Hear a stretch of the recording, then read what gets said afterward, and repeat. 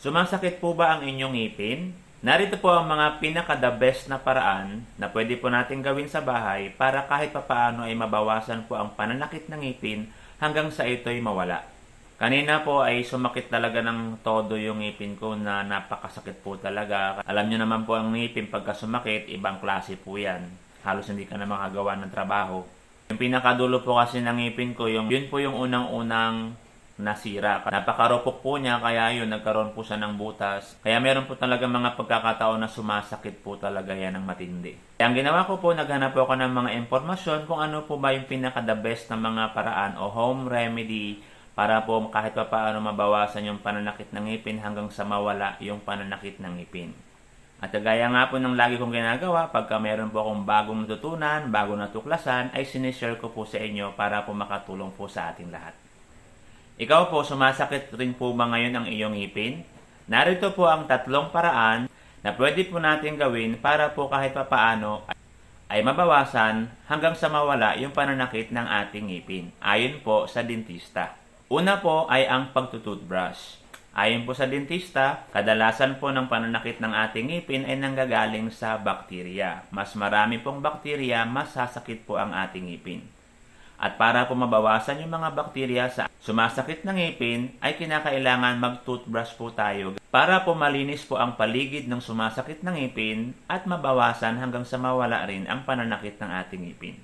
Sa akin naman pong karanasan, madalas ko pong ginagamit talaga po ay ang pagtutoothbrush. Sa pamamagitan po nito ay nababawasan po talaga yung pananakit ng aking ngipin hanggang sa ito'y tuluyang mawala. Ginagawa ko po ay sa dulo po ng toothbrush ko, doon ko po nilalagay ang pinakamaraming toothpaste. At yung toothpaste po mismo yung idadampi ko po doon sa butas ng ngipin na sumasakit, saka ko po marahang ibabrush. Meron po akong ginagamit na isang klase lang po ng toothpaste dahil yun ang napansin ko na mabilis sumuhupa at nawawala yung pananakit ng aking ngipin. Pangalawa po ay ang pagmumumog po ng asin. Kumuha lamang po ng kalahating kutsara po ng asin na galing sa dagat o yung rock salt. Dahil yun po ang makakatulong sa atin. Ilagay po sa isang basong maligamgam na tubig. Tunawin pong mabuti hanggang sa mawala po yung asin. Saka po imumog, i-focus ang pagmumog doon po sa sumasakit ng ngipin. Sa loob po ng 12 segundo.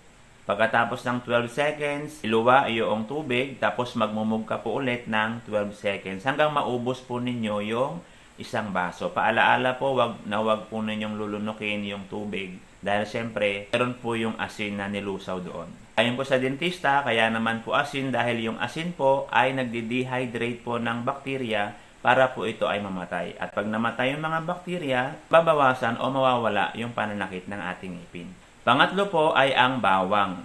Ayon po sa dentista, ito ay para lang po sa emergency kung talagang hindi tumalab yung pagtutoothbrush or hindi tumalab yung pagmumog ng asin, wala ka ng choice kundi gumamit po nito. Pero ito po ay hindi talaga masyadong advisable sa kanila. Magdikdik po kayo ng bawang, tapos yung bawang po, lalagyan po ninyo ng konting asin at itatapal po ninyo doon sa sumasakit na butas ng ngipin o yung masakit ng ngipin. Ulitin ko po ang ipinag-uusapan po natin dito ay yung pananakit po ng ngipin. Ayan.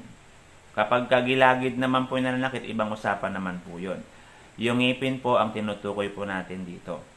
Pagka yung bawang po ang inyong gagamitin, paalala po, ayon po sa dentista, bawal po ito sa mga umiinom ng aspirin, bawal po sa buntis at sa mga may problema sa puso. Yung dinikdik po na bawang na may konting asin ay ibabad po ng 30 minutes doon po sa butas ng sumasakit ng ngipin. Hanggang 30 minutes lang po, bawal po itong lumangpas. Ayon po sa dentist, makakatulong din po sa atin yung pag-inom po ng vitamin C at yung vitamin E para po sa ating ngipin at sa ating gilagid. Pakatandaan po natin na yung mga nabanggit po natin na mga home remedy ay para lamang po maibsan, mabawasan yung sakit hanggang sa mawala yung pananakit ng ating ngipin. Pero ang tunay po na makakagamot sa sakit ng ating ngipin, walang iba kundi ang pagpunta sa dentista para po ipabunot po natin yung mga nabubulok nating ngipin o yung mga ngipin po natin na sumasakit. Kaya kung meron naman po tayong budget para po magpabunot ng ngipin, ay gawin po natin kaagad para maiwas po tayo sa mas malala pong mga komplikasyon. Dahil po, pagka pinabayaan po natin yung ating bulok ng ngipin, maaari po itong magbigay ng sakit sa ating katawan. Ngayon nalaman niyo po yung impormasyong ito, huwag po ninyong kakalimutan na i-share ang video na ito para makatulong din po tayo sa iba. Katulad ko rin po, nang malaman ko po yung mga impormasyong ito, ay sinishare ko po sa inyo bilang pagmamalasakit. Maaring para po sa atin, simple lang po yung pagpindot, pero para po sa iba na makakapanood po nito ay malaking bagay po ito para po sa kanila. Kung nagustuhan po ninyo ang video na ito, ay pwede po ninyo akong i-follow para updated po kayo sa mga bagong video na gagawin ko na katulad po nito.